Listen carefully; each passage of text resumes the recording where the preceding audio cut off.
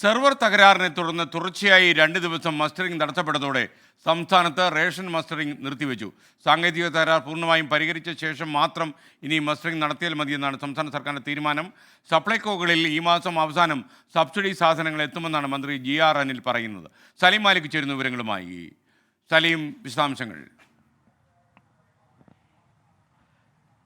ഈ മസ്റ്ററിംഗ് പ്രശ്നത്തിൽ അത് വലിയ നിലയിലൊരു പ്രതിസന്ധിയിലേക്ക് തന്നെയാണ് പോകുന്നത്. കാരണം മസ്റ്ററിംഗ് ഈ മാസം അവസാനത്തോടു കൂടി പൂർത്തിയാക്കണം എന്നുള്ളതാണ് കേന്ദ്ര സർക്കാരിൻ്റെ നിർദ്ദേശം. പക്ഷേ ഈ ഘട്ടത്തിൽ അത് സംബന്ധിച്ച് ഒരു അനിശ്ചിതത്വം തന്നെ നിലനിൽക്കുന്നു എന്നുള്ളതാണ് പ്രധാനപ്പെട്ട കാര്യം.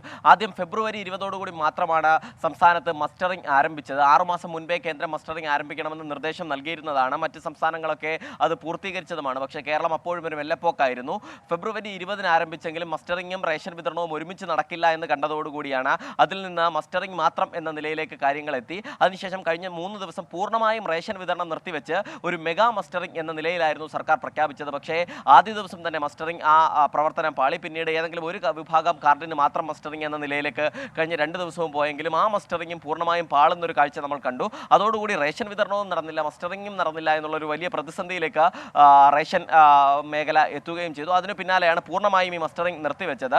സാങ്കേതിക തകരാർ എന്നുള്ളതാണ് സർക്കാർ ഇതിന് വിശദീകരിക്കുന്നത്. പക്ഷേ ഈ സാങ്കേതിക തകരാർ എങ്ങനെ മറികടക്കും എന്നുള്ളത് പോലും സർക്കാർ ഇപ്പോഴും വ്യക്തമാക്കിയിട്ടില്ല. അതേസമയം നാളെ മുതൽ വീണ്ടും റേഷൻ വിതരണം പുനരാരംഭിക്കുമെന്നാണ് അറിയിച്ചിരിക്കുന്നത്. പക്ഷേ മസ്റ്ററിംഗ് എന്ന് മുതൽ പുനരാരംഭിക്കുമെന്നുള്ള കാര്യത്തിൽ വ്യക്തതയില്ല. അതേസമയം മാർച്ച് 31-നുള്ളിൽ ഈ മസ്റ്ററിംഗ് പൂർത്തിയാക്കിയില്ലെങ്കിൽ കേന്ദ്രവിഹിതം മുടങ്ങും എന്നുള്ളൊരു വസ്തുത നിലനിൽക്കുന്നുണ്ട്. മന്ത്രി ഇത് നിഷേധിക്കുന്നുണ്ട്. അത് വ്യാജ പ്രചരണമാണെന്ന് പറയുമ്പോഴും കേന്ദ്രവിഹിതത്തിൽ നിന്നും വലിയ പ്രശ്നം ഉണ്ടാകാനുള്ള സാധ്യതയും ഇതുമായി ബന്ധപ്പെട്ട് ഈ മസ്റ്ററിംഗ് പൂർത്തിയാക്കിയിട്ടില്ലെങ്കിൽ ഉണ്ട് എന്നുള്ളതാണ് പ്രധാനപ്പെട്ട കാര്യം. മാത്രമല്ല 1,10,00,000-ലധികം പേരാണ് സംസ്ഥാനത്താകെ മസ്റ്ററിംഗ് ചെയ്യാനുള്ളത്. ഇതിൽ വെറും 11% മാത്രമാണ് ഇപ്പോഴും മസ്റ്ററിംഗ് പൂർത്തിയാക്കിയിരിക്കുന്നത്. അതുകൊണ്ട് തന്നെ ഇതൊരു വലിയ പ്രതിസന്ധിയായ സംസ്ഥാന സർക്കാരിൻ്റെ മുൻപിലുണ്ട്.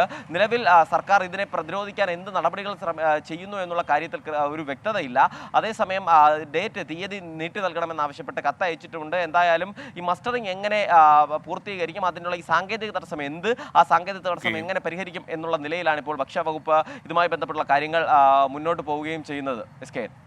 Okay, thank you Salim Malik.